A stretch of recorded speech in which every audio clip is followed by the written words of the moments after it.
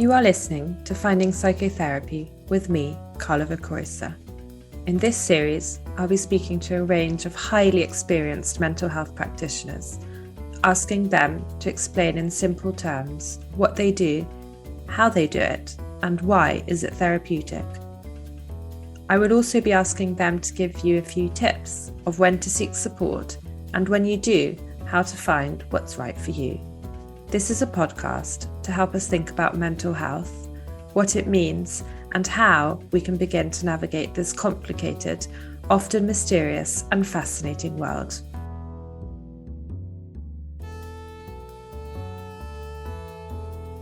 Daniel Mirea is an accredited CBT consultant, senior lecturer, researcher, and writer who trained and worked with some of the most recognisable clinicians in the United States and the UK. He has trained and worked alongside Donald Meichenbaum, considered by most to be the Freud of CBT therapy, and the author of Roadmap to Resilience; Sarah Corrie, author of The Art of Living; Mark Davis, principal of the UK College of Cognitive Behavioural Hypnosis; Paul Gilbert, better known for his research on compassion; and Marsha Linehan, who created dialectical behavioural therapy. Daniel Mirea currently researches and expands his own treatment model called Neuroaffective CBT. He writes articles, workshops, doctoral programs, and trains in different cognitive and behavioural approaches, such as exposure therapy, stress inoculation, cognitive restructuring, metacognitive therapy, high and low intensity CBT, CB hypnotherapy, EMDR, mindfulness therapy, DBT, and ACT. With a career spanning over 30 years in the mental health field, he is a fellow alumni of King's College and an accredited practitioner with the BABCP and UKCP, as well as a senior associate for the Royal Society of Medicine, IACP and EMDR Association for the UK and Ireland. Having a particular interest in low self-esteem, childhood trauma, and deeply rooted feelings of shame and guilt, Daniel Mirea developed his own behavioural model called Neuroaffective CBT, focused on earlier traumas, shame, and self-loathing. Daniel Mirea works as a medical legal expert with trauma victims of terror incidents, violence, or work-related accidents, but at the other end of the spectrum, also with professional athletes or personalities from within the London arts, theatre, and media community, looking to enhance and improve performance. Daniel, welcome, and thank you for taking the time to talk to us today about CBT. Good morning. Thank you for having me. It's a real pleasure. Thank you for taking the time. So our point to this podcast is to tell our viewers a little bit more about CBT therapy, how it might be helpful to them, what they might be looking for, and hopefully you can answer these questions for us in simple terms. Okay, sounds good to me. So what is CBT? We hear about it a lot out there, but I feel that it's not that easy to understand exactly what it is. It isn't, and I'll try to hopefully bring some light onto this rather complex form of psychotherapy. Cognitive behavioral therapy stands for psychological treatment. It's probably the only form of evidence-based psychological treatment that's approved in the Western Hemisphere. So United Kingdom, Western Europe, US and Canada, and so on. Now, of course, the evidence has been increasing, and it favored this type of approach simply because of the enormous research and funding that has gone into this type of therapy. And this is where things are getting a little bit complicated because we're not talking about one approach. CBT is in fact, and stands for cognitive behavioral therapies rather, and it is an umbrella term for a number of different approaches. For instance, ACT, acceptance and commitment therapy, DBT, dialectical behavioral therapy, neuroaffective CBT is my own method of treatment. But they all have one thing in common, which is the focus on problem solving, installing new coping strategies, helping the individual learn. So helping individuals who suffer from a mental disorder or a complex emotional disorder helping them learn new skills. You could say that the goals of cognitive behavioral therapy is to help an individual who has fallen in a trap of mental illness to become self-efficient and independent and learn to manage mental symptoms of mental illness more efficiently in a way that promotes their own personal goals and values. So CBT is an umbrella term for many different types of therapy. What really sets it apart is that it's measurable, which is quite unique in the sort of psychotherapeutic world, because normally it's quite hard to determine what's successful and what's not. And it actually gives you some tools that you can use in your life once you've understood your behavior to manage your distress, your emotions, your feelings. That's correct, Carla. CBT, in essence, is nothing but a combination, if you like, of different strategies, different techniques that the individual takes from the therapy, from this safe therapeutic space, and applies them into their own environment in order to improve their situation. So, best way to think about some of those interventions is probably if we were to split them into 4 or even 5 categories. We have cognitive interventions or mind interventions, things like being aware of your own thoughts, paying attention to your mind and what your mind is saying from time to time, learning to look at the evidence for and against certain thoughts that we have, learning to, if necessary, challenge these thoughts, learning to no longer suppress, neutralize, or attempt to just get rid of thoughts who are just normal products of our mind. We cannot achieve that. So understanding how our mind and prefrontal abilities, our brain, if you like, operates when we are under duress or in a crisis. Those would be cognitive interventions. Then we also have a range of behavioral interventions, such as exposure therapies, where we assist people with their fears towards a specific stimulus. Say, for instance, you've been bitten by a dog and you are afraid of going into your local park because there are a lot of dog walkers there. In such cases, we might help individuals reclaim that park and that walk. So we're helping them respond to a need that they do have, rather than give in to this trap that such a phobia would lie for them. So exposure therapies is about gradually helping people return to normal activities that they used to enjoy in the past, but because of a trauma, for a better word, or an unhappy, unfortunate event, they no longer engage with certain activities and they withdraw. When we fear something, we withdraw. Avoidance is a natural response. Again, this is something else that we need to help people understand. Normalize whatever it is that they're going through. But at the same time, if their wish is to change that behavior and to continue to enjoy that park rather than not, then this is where we can help.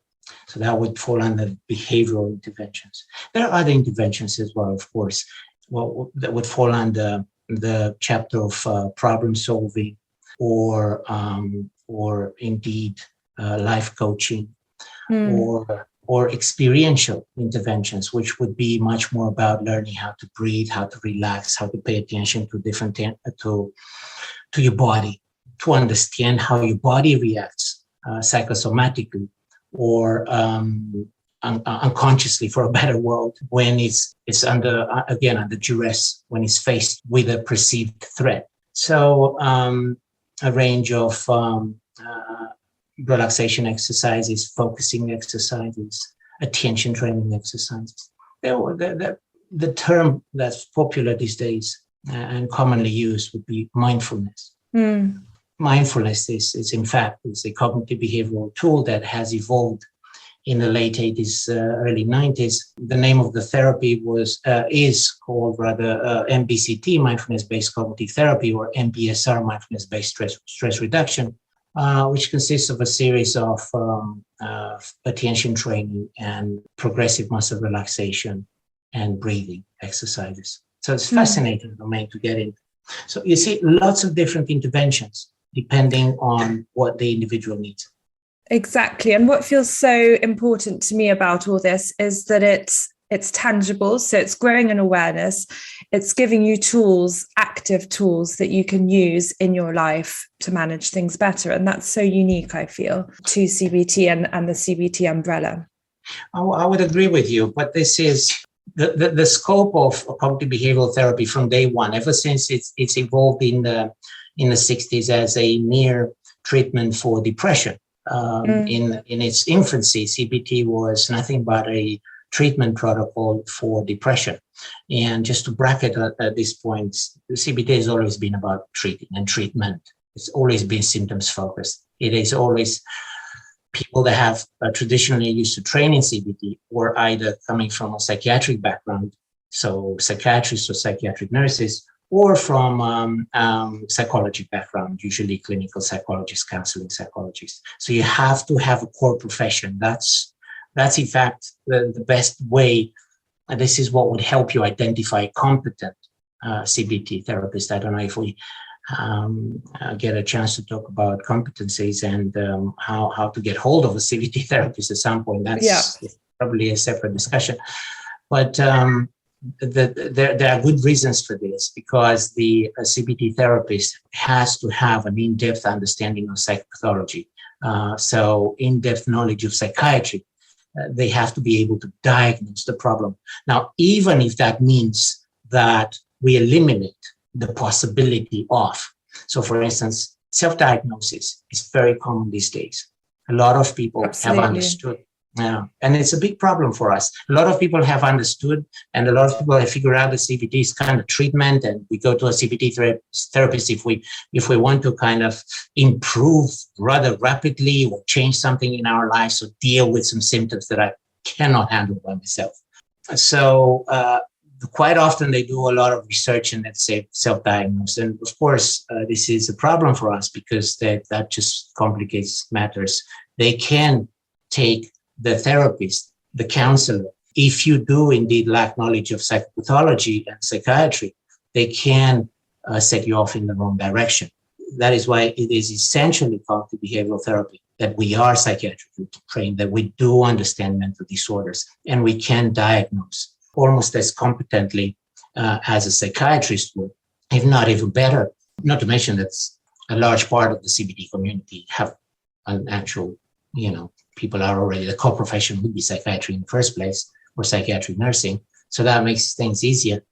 But yeah, there is this issue of being able to recognize a mental illness or a mental disorder and prescribe the appropriate treatment plan and treatment tools. Because if I know you're suffering from a borderline personality disorder, I not only have to be able to diagnose that, but match it with the right treatment program that has been proven to work. In this case, for instance, dialectical behavioral therapy. And that and the combination of trauma-focused CBT would be ideal for the treatment of borderline personality disorder. But together, you'd have to be able to diagnose the condition in the first place. Yeah, and that feels so important as well about all of this, is self-diagnosis and how difficult and tricky that can be. But under the CBT umbrella, there is also this idea, which is closer to the medical model, as you're saying, yes, to make an assessment, to understand the problem, to be able to diagnose the problem efficiently and effectively, and have a treatment plan based on that. And that's what makes it easier to quantify, to understand, to see what the successes are, what the failures are of the treatment itself, and that's quite unique to this, I feel. Yes, I think all these models that come under the umbrella of CBT operate on one simple principle, which I would summarize with three acronyms: ACT. That doesn't come from acceptance and commitment therapy, comes from assess, conceptualize, and treat. Yeah, that's essentially what we do. Yeah. We're all rooted in this process. That is the process. This is what one should expect from an experienced or an accredited cognitive behavioral therapist. You will go through an assessment, which sounds more formal than it is in reality. The scope of that assessment is to arrive at a diagnosis, but a much more formulaic diagnosis. So a formula, a conclusion, if you like, of your assessment. And these conceptualizations sometimes are represented by in a diagram or a formula as such, describing a range of mechanisms. This is given your early experiences. It is clear that you have internalized those early experiences in a negative fashion. And as a result of this early experiences and the core beliefs, the schemas that have evolved since, you have compensated for it in a particular way. And these behaviors, these overcompensatory behaviors, these avoidant behaviors, these self-sabotaging behaviors, those are the behaviors that we will address in therapy, which in turn will have a domino effect on your core beliefs, on these schemas, on how you truly view the world and yourself. So this addresses, if I may add, one of the myths that somehow CBT is that just a patch or a plaster, a plaster, a plaster on a wound, rather than looking deep at issues. It's just simply not the case. Like any other type of psychotherapy, it's impossible to treat, to help an individual move on if you don't understand, if you can't connect the dots, and you can't leave out childhood, you can't leave out that parenting, early experiences in school, an individual's first love, and so on and so forth. You can't just bypass all these early experiences, which could be responsible for the way, more than likely are responsible for how you feel today or how. Well, it's looking at things into context, and CBT does it in a structured way to then come up with a treatment plan. So who might benefit from coming to CBT? Well, it's an interesting question. I truly believe that anyone can benefit, but there's a condition attached to that in the people that feel they want to have some CBT treatment or experience this approach. They should definitely make sure that they are being seen by an accredited, fully accredited CBT therapist, somebody at a senior level, at a consultant level, with some experience. Not the junior CBT therapists are not experienced enough. Of course they are, and they could be very competent as long as they are also accredited. And what makes things rather complicated in UK is the fact that we have different levels of competency or accreditation, level 1, level 2, and so on. So I think it's best if you aim for someone that's fully accredited and has a core profession. So for someone who wants to look for some CBT therapy and a therapist, where would they go? Where would you recommend they go and look for one? I think the BCP register is ideal. If you are registered with several boards or certification boards or accrediting or organizations like myself, I'm triple certified. Maybe more. I'm registered with UKCP. I'm accredited and accredited by them, accredited by BABCP, registered with BPS, senior associate. And I hate, usually I get very suspicious when I see a name with lots of acronyms behind that name. For some reason, maybe it's just me, but unfortunately I fall in that category too. But, it comes with experience, I guess. This is not always a bad thing. It is important that your therapist is an accredited therapist with BABCP. If they have an accreditation with other organization also, then that's fantastic. That just shows they have more experience and they can rely on their expertise. That's very good advice. And thank you. How much would you expect to pay for a CBT session? This is the bad news. An experienced CBT therapist charges. They will not charge less than £80 per hour. In my experience, really, the minimum is 100. and it goes up to 150 per hour. So there's some therapists offer concessions to students or people who are unemployed, but even those concessions are in the regions of £80 per hour. But what you should be getting in return is someone with an experience, someone kind, empathic, who is not just able to listen to your story, but should be able to help you make sense of everything that's going on and essentially diagnose the vulnerability, diagnose the problem. Not only that, but also suggest a way forward, a treatment plan. We go back to ACT, assess, conceptualize, and treat, which really just stands for we're assessing, we're diagnosing, and then we're offering a treatment plan. At the very least, if your therapist is qualified and accredited, then they should be able to offer that. And sometimes, in some cases, that the treatment part is largely self-help. So you will be doing a lot of the work in your own environment. So in that sense, although the hourly rates can be quite expensive, you do get eventually value for money, because the goal is your independence, self-efficacy, helping the individual apply these tools in their own environment, and gradually allowing them to do that work in their own environment. And hopefully that happens in a shorter period of time. I wouldn't say 4, 5, or 6 sessions. These are programs promoted by NHS. We all know NHS. It's an organization that's under tremendous pressure with long waiting lists. And therefore, yes, they do offer CBT. Their therapists are very competent.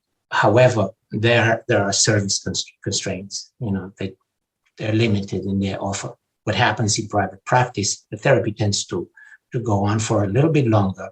So I would expect, but longer doesn't mean years, it means months. Yeah. 3 to 12 months. I would say the average would be 6 months of therapy. And that's how I understand CBT as well to be. It's not long-term, never-ending for years and years and years. There's a treatment plan. So there's a beginning, a middle, and an end.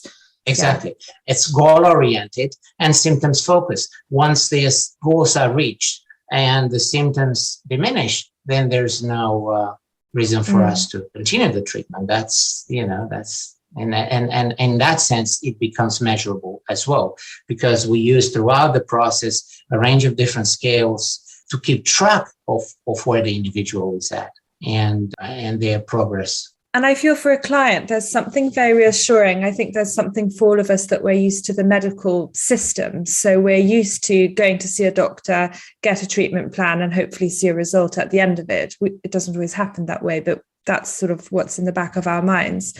So I feel that there's something incredibly reassuring about CBT and this approach that CBT has to a problem, because it's confined. And that's a bit like a security blanket, I feel. There's something about open-ended therapy and talking therapy that can feel a bit sort of hard to grasp, a bit abstract. Absolutely. And this is I suppose, one of the advantages of working within a cognitive behavioral framework. You work towards specific goals, and your ultimate goal is becoming not happier. Nobody can guarantee that, but more efficient, more functional, able to maybe more confident in certain situations that you felt perhaps you could not handle in the past. If you are dealing with somebody that is feeling helpless, then you can imagine that it's at a gut feeling, and they're not even aware to begin with that could well be the roots of their depression or this overwhelming sense of pessimism and lack of energy and sleepless nights and so on, internal self-criticism, self-blaming thoughts. Most people, they just feel lousy, they feel depressed, they feel sad. They don't really fully understand what's going on. And to come to someone that can help you see that, this is just an episode of depression, and it doesn't have to be the end of the world. This is what depression does to people. And this is This is how you could manage those symptoms. And this is how you can come out of it. So we can measure that. We can keep track of that progress. And that's just so powerful. Yeah, I feel it gives people hope, and Absolutely. from a position of feeling helpless. And it eliminates the hook, the mystery that mental illness has over us. It's like a hook. It's trapping us into this mysterious kind of unhappiness, that we don't just, why is it that I'm feeling? You're a therapist. You've seen a lot of patients or clients coming to it. Why is this always happening to me? What is going on? Why am I feeling how I'm feeling? All the whys. It's painful, right? It's painful. It hurts. CBT has often been blamed for adopting the position of an expert, for being directing and acting like coaches and teachers sometimes. That's exactly what we do. But we have no evidence. We see no evidence that people do not, people that suffer from mental illness do not want to engage with us in that way, do not want to learn about their condition, about what's going on. In a non-judgmental space where you're not going to be criticized for how you feel. But on the contrary, it's okay to feel the way you feel. In fact, you have a few pretty bad habits there, including self-criticism, this internal critical voice. And let's try and find a history of all that. Where is that coming from? And if it's coming from there, great. We're not going to stop there. We want to resolve it somehow. We want to answer back. We want to stand up to that inner critic and say, hey, that's it. I'm not going to put up with you anymore. I'm ready to move on now. So it's growing an awareness and understanding and having that curiosity for oneself, and then confronting it and trying to find a way to deal with it. Forward. And this is where we equip our clients or patients with the right tools, that inner self-talk or self-to-self dialogue. So important to have an honest, assertive, confident dialogue with your vulnerable self, with your critical self, with your guilty self, with that side of you that's kind of representing something old and long gone. Maybe the critical voice of a parent who felt at that time that you were underperforming in school. I'm a parent. I feel my son doesn't always perform well in school. It's things happen to us. Bad things always happen to good people. It's not always intentional, but it's about us resolving these internal issues. And when you have this external, objective, kind therapist that can give you some tools, that can get in there with you through collaboration, through therapeutic alliance and therapeutic bond, we can fight these internal struggles together. That's a hell of a thing. And that's what it is. That's what it's all about. That's what it's all about, and that's why people actually love CBT. But I can also understand the criticism, because from the outside, without experiencing these issues, the way CBT is presented often to the world as a very directive methods, we are experts. We make clinical judgments all the time. We're kind of positioning ourselves differently from the rest of the psychotherapeutic community. And everyone else is like, what are you people doing? This is like borderline unethical. We don't direct. We don't tell our clients what to do. We don't. It's different. It's different because it's treatment. It's a different paradigm. I'm not criticizing any other schools of thoughts here. Far from it. They all have a place. I've as you know, I've studied lots of different therapies. I stayed with CBT because I decided to offer treatment to my clients or my patients, and my position in the mental health sector as one as such that demands that type of approach, psychological treatment. So I have to be goal-oriented. I have to be symptoms focused, and I have to direct. I have to instruct. I have to guide, and I have to teach. And that leads me into my next question. So what can I expect if I'm going to go and see a CBT therapist? What could I expect from a session? So I could expect some direction. Exactly. So I would go back to what I said earlier: assess, conceptualize, and treat. So expect to begin with a process that can be quite tiring, where you sit down with someone that's knowledgeable, someone that understands psychiatric conditions, and is going to look out for signs of a serious or a diagnosable mental disorder, only to eliminate possibilities, to make sure that you don't suffer from, you don't have an obsessive compulsive disorder or a personality disorder. So, and if you don't, and you then and your problem falls in between cracks, which often does, not all problems, all struggles are diagnosable. And then we formulate that. And how do we do that? It's by understanding all the predisposing mechanisms, all the covert, the hidden mechanisms that are maintaining or have maintained this vulnerability over the years. So that's what you should expect within the first sort of couple of hours, 3 hours of therapy, those initial sessions. Someone that's really curious and interested in your struggles, someone that's going to ask you a lot of questions, someone that has patience and compassion, and will listen to the story that you're willing to share with us, but will also keep an eye on the stuff that you maybe not so willing to share with us, and will gently guide you through that narrative in order to come up with a solution, with a treatment.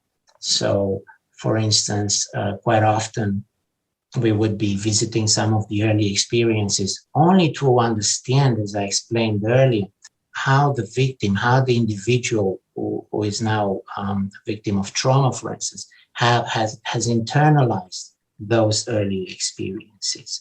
And if they started feeling about themselves at an early age that they are worthless, that the world is unsafe, and significant others are unlikely to take advantage of them if given a chance, then, well, that's something that needs to be noted. That's something that we need to work with therapeutically. And that's what will happen in the first instance, in the first few stages of therapy. Try to make some connections between early experiences and how one feels inside about themselves, significant others, and the world, their core beliefs, if you like, only to then understand the reinforcing mechanisms, the vicious circles, the traps, the shoulds and the musts. Oh, if I feel inside useless, how am I going to navigate through life with this knowledge? Well, I will. I'll make sure that I'll be the best friend that I can be. I always have to make myself available. I should always deliver at 100% level. When I'm at work, I should always complete my projects on time at 100%. Well, that may not be sustainable. And when you fail, or when you get it right only at an 80 or 90% level, you end up feeling useless again. So these are just traps reinforcing this gut feeling, this sense of self that you are useless. And those would be targeted in therapy, not just the core beliefs, but also the reinforcing mechanisms, the underlying assumptions, all the shoulds and musts. So the first few sessions, one could expect a therapist who's kind, who's empathic, and who's ultimately curious about you and understanding you, your history, your context, how you perceive the world and how you make sense of it for yourself, and things perhaps that you're not aware of and that you might not have picked up on. With that in hand, the therapist will then think about the do's, shoulds, and the triggers, and what you shouldn't do, and come up with techniques to help you see these things and help you think about how to manage them. And that's the treatment. And then there's a conclusion at the end.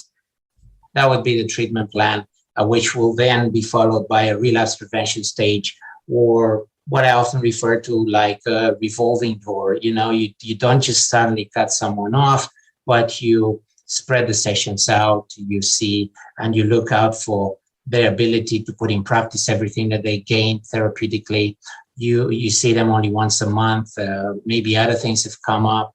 We look at our therapeutic gains or therapy, what we've learned in therapy, how could we put that in practice in response to this new issue that has arisen, and so on and so forth. So that would be the relapse prevention stage, the final stage of the treatment.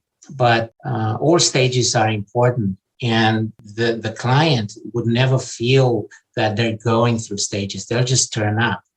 And that's really all we need, for the client to turn up and be interested in going on this journey with a therapist, in traveling down this particular road. Everything else we're there to essentially assist them with and collaboratively achieve.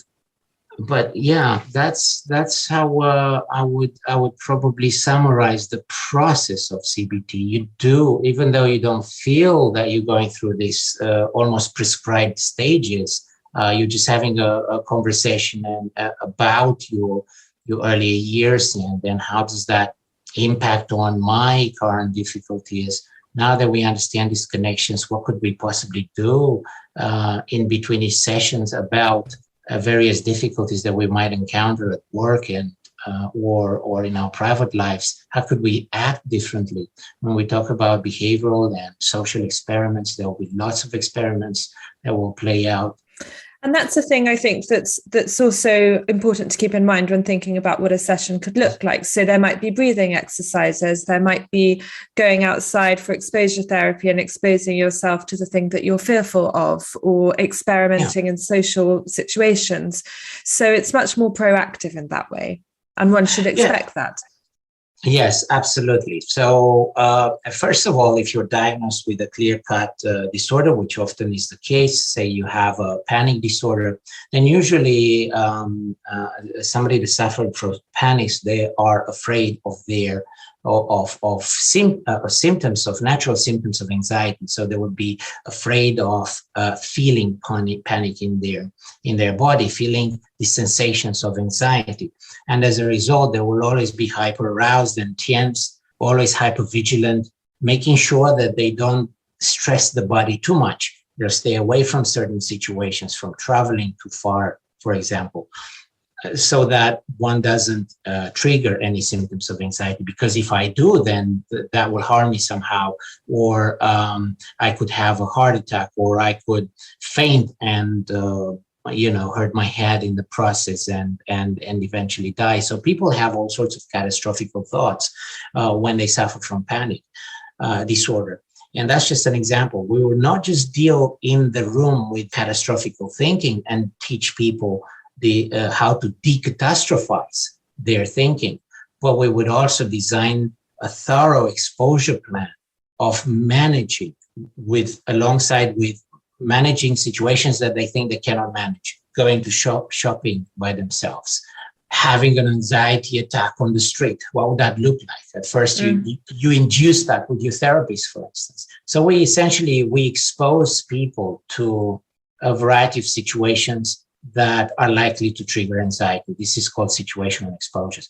But what we also do, with panic in particular, we expose people to symptoms of anxiety, heart beating, sweating, palpitations, and so on, that people associate with some sort of catastrophe, usually death or heart attack, and so on. This is called interoceptive exposure. So it's a process that's a little bit more complicated, and it might even sound scary to someone who suffers from panic, but really it's just in a very safe and contained environment. We induce symptoms of anxiety, and we teach people how to self-regulate, how to breathe, how to think, how to manage this distress inside their body without going into a full panic attack. Yeah. Well, thank you for telling us a little bit about CBT, how it works. I think it's going to be really helpful to people out there to hear about it and to understand it a little bit better. Thank you very much for everything today. It's been an absolute pleasure to talk to you, and thank you again for taking the time. Thank you. Thank you for having me.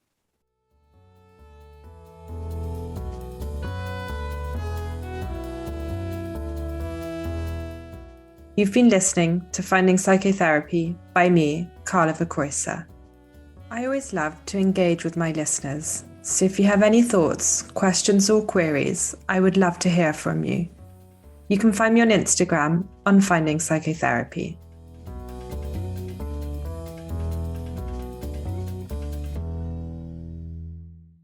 This podcast has been edited by Iceni Studios, and the music is by David Rhodes.